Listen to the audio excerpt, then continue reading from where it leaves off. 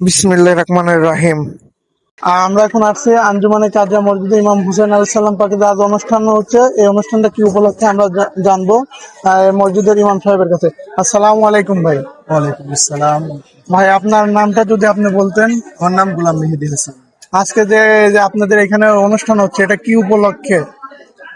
আজকে যে অনুষ্ঠান, এই অনুষ্ঠানটা হলো আমরা যে দরবারের গোলাম করি, যে দরবারের মুরিদ, মেদিনীপুর দরবার শরীফের যিনি বড় হুজুর পাক নামে পরিচিত, উনি আওলাদে রসুল, ওনার পুরো নাম হযরত সৈয়দ শাহ রশিদ আলী আল কাদরি আল হাসান আল হুসাইন বাগদাদি। উনি আওলাদে রসুল, নবীজির ৩৫তম বংশধর।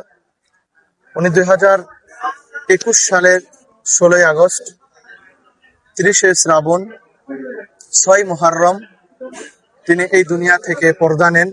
তানারই পবিত্র উরস শরীফ উদযাপন করার জন্য তানার ভক্তবৃন্দরা প্রতি বছর এই সময়ে, এই ডেটে তারা মিলাদ মাহফিল, দোয়ার অনুষ্ঠান, তবারক বিতরণ সহ সকল ধর্মীয় আয়োজন এনারা আয়োজন করে থাকে। ধন্যবাদ ভাই, আমরা ভাইয়ের এখন ওয়াজ শুনবো। যখন হুজুর পাকের ঔষধ দেওয়া হয়তো কখনো, তো খাদেমরা সেখানে আপনার পানির গ্লাসটা একেবারে পরিপূর্ণ ভরে দিতেন, কারণ তারা জানেন যে হুজুর পাক কখনো কি করে না, অপচয় পছন্দ করেন না।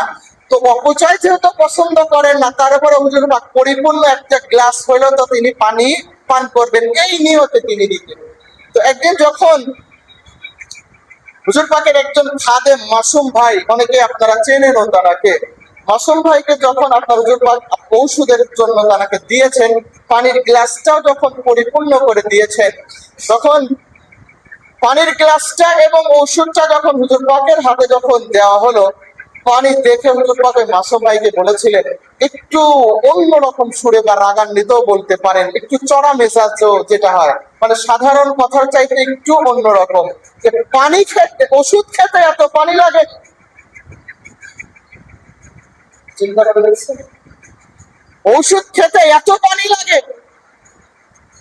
আর আমরা কি করি? সত্য কথা বলতে, পানি যখন আমরা খাই পরিপূর্ণ গ্লাস আমরা নেই, যতটুকু খাবার খাইলাম তারপরে কি করি? ফেলে দেই। ভাই, কারবালার শিক্ষা আমাদের মধ্যে এখনো ঢোকে নাই।